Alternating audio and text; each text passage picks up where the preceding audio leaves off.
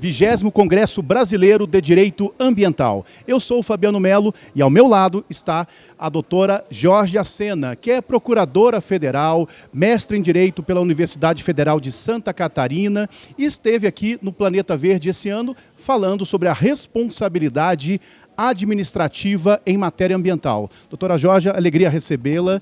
Eu gostaria que a senhora pudesse fazer uma abordagem do painel, da sua intervenção no Planeta Verde nesse ano.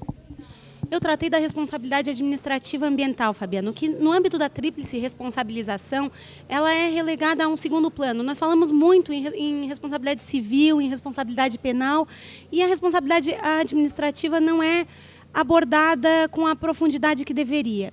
E eu reputo que ela é muito importante. Eu comecei a minha intervenção contando uma pequena fábula, uma historinha, contada por Gilberto de Menstein, na verdade uma lenda indiana. E ele dizia o seguinte, que havia dois pescadores na margem de um rio.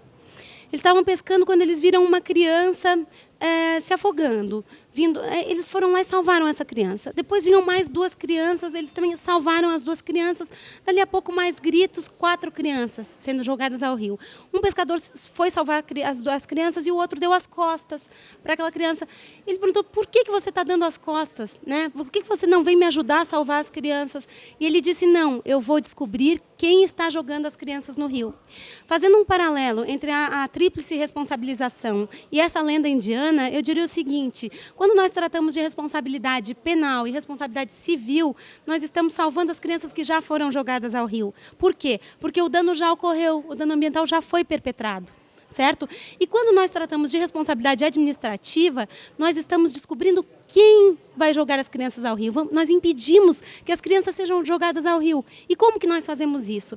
Por meio de mecanismos como o embargo da atividade, a paralisação da obra, certo? A demolição sumária, as sanções restritivas de direito, como a inclusão do nome do devedor no CADIM, a restrição de linhas de financiamento. Nós atuamos diretamente na atividade econômica, na atividade do degradador, certo? E impedimos que ele continue a degradar. Só que nós não temos tanta atenção para a aplicação. Normalmente nós nos focamos na multa ambiental e deixamos que o dano continue se perpetrando. Até mesmo o judiciário, muitas vezes, levanta um embargo, ou seja, deixa que a atividade continue e aplica a multa. E a multa por si não é tão relevante quanto a aplicação do embargo e das sanções restritivas. A senhora fez menção, então, aí à discussão da Lei 9.605 de 98, que entre os seus artigos 70 a 76, nós temos a responsabilidade administrativa, bem como o decreto 6.514 de 2008, mas eu queria trazer também um outro diploma, a Lei Complementar 140 de 2011, que regulamentou o artigo 23, os incisos 3, 6 e 7 e o parágrafo único, artigo 23 da nossa Constituição, e na sua palestra, que eu tive a oportunidade de acompanhar, a senhora fez menção ao artigo 17. E o que versa o artigo 17? Ele fala basicamente da competência aí para licenciar, fiscalizar. Essa é uma discussão hoje no direito importante. Tivemos uma mudança a partir desse artigo 17. E eu gostaria da sua leitura sobre esse artigo tão importante, tão significativo. Já temos questionamento no Supremo Tribunal Federal em face do artigo 17 da Lei Complementar 140. E a sua leitura é bastante interessante. Eu gostaria que você pudesse externar para a nossa audiência. Então, Fabiano, eu reputo importantíssimo que se dê a correta aplicação ao artigo 17 da Lei Complementar 140. Entendo importantíssimo que se entenda o artigo 17 conforme a Constituição. E mesmo que nós apliquemos o artigo 17 na sua literalidade, nós conseguiremos fazer a aplicação que vem sendo feita pelos tribunais brasileiros hoje em dia. E explicando, exemplificando. Nós temos um empreendimento licenciado, digamos, licenciado pelo órgão estadual. Ao lado daquele empreendimento licenciado, existe uma grande mortandade de peixes. O agente fiscalizador passa ali, ele não vai multar? Ele tem que multar, ele tem que obstar a continuidade da atividade degradadora. E não importa se o agente fiscalizador é um agente federal, estadual ou municipal, porque pelo princípio da precaução, todos têm o poder-dever de fiscalizar. E isso encontra-se respaldado pelo artigo 23 da Constituição, que diz que a competência competência comum dos entes federados à proteção ao meio ambiente. Outra interpretação não seria possível. E o caput do artigo 17 da Lei Complementar 140, fala que o ente licenciador ele tem a competência para fiscalizar. Claro, o ente licenciador tem a competência para fiscalizar na fase preventiva. Ele tem o poder-dever de fiscalizar o licenciamento. Ele, mais do que ninguém, conhece a atividade que ele licenciou, então ele tem que fiscalizar. Só que essa interpretação é inclusiva, ele tem que fiscalizar mais, é um plus. Conforme o sistema constitucional brasileiro e a proteção ao meio ambiente conferida pelo sistema brasileiro, ele tem que fiscalizar mais. Não significa que os outros entes estão impedidos de fiscalizar. Isso seria uma interpretação teratológica e absolutamente contrária à Constituição. Nós estaremos impedindo a salvaguarda do meio ambiente. E muitas vezes, um outro aspecto importante, muitas vezes acontece de as licenças ambientais serem emitidas de forma defeituosa. O ente que emitiu uma licença defeituosa, poucas vezes vai ter essa autocrítica de rever aquela licença. Não é? Outros casos que infelizmente acontecem no Brasil e a gente não pode negar, em Santa Catarina, por exemplo, tivemos uma operação da Polícia Federal famosíssima, chamada Operação Moeda Verde, que era referente à compra e venda de licenças. Nós temos licenças que são objeto de corrupção, licenças compradas. Então, o ente que licenciou, ele vai fiscalizar essa licença? Muitas vezes não.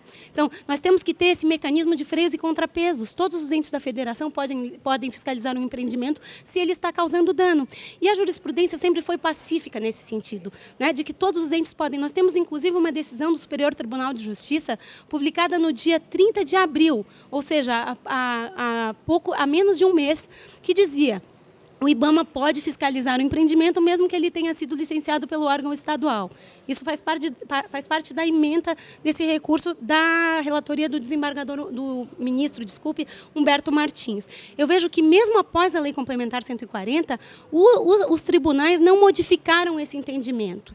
Eles continuam, mesmo o Superior Tribunal de Justiça, a mais alta corte brasileira em matéria infraconstitucional, chancela esse entendimento. Não houve mudança. E o principal aspecto, a meu ver, é que o Poder Executivo tem que dar essa interpretação. Porque se o Poder Executivo resolve não fiscalizar, essas questões sequer chegarão ao Poder Judiciário. Elas não serão questionadas.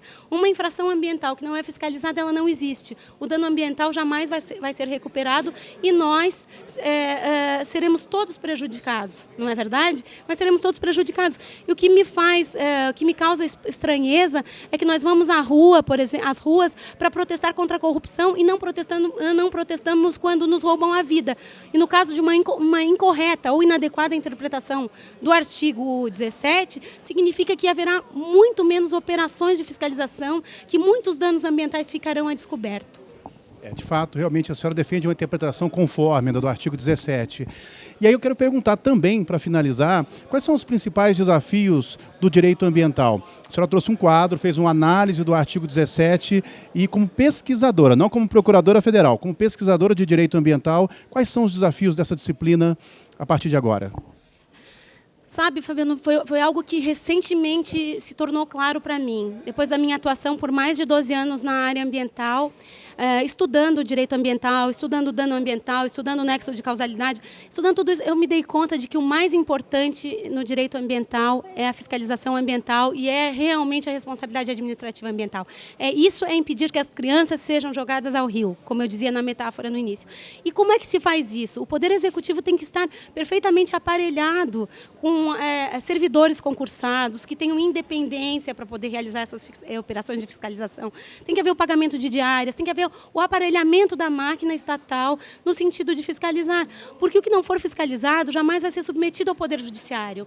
O Ministério Público, para oferecer uma denúncia, ele precisa da matéria. Poucas infrações são objetos de um inquérito civil público ou de uma denúncia de particular. A maior parte das infrações vem à tona decorrente das operações de fiscalização do órgão ambiental, municipal, estadual ou federal. Então, nós precisamos, em primeiro lugar, a correta interpretação do artigo 17 pelo Poder Executivo, no sentido de que todos podem fiscalizar.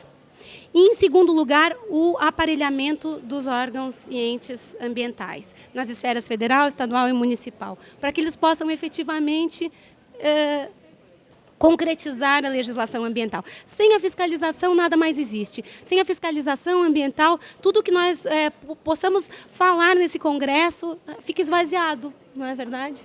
Ok, doutora Jória, muito obrigado pela sua participação, como sempre muito simpática, muito amável, é um tema fundamental que é discutir, sem dúvida, a responsabilidade administrativa e que carece, né, doutora Jória, do devido aprofundamento no ambiente jurídico. Temos poucas obras que aprofundam, né, a responsabilidade administrativa. Então, para as suas considerações finais para a nossa audiência. Eu agradeço imensamente a oportunidade de estar aqui nesse Congresso de Direito Ambiental, que é o mais importante evento de direito ambiental da América Latina. E agradeço ao Fabiano pelas perguntas sempre pertinentes e adequadas, envolvendo os temas-chave de cada assunto. Muito obrigado, Fabiano, pela oportunidade. Nós te agradecemos. E fica o convite a você para acompanhar as demais entrevistas aqui no 20º Congresso Brasileiro de Direito Ambiental.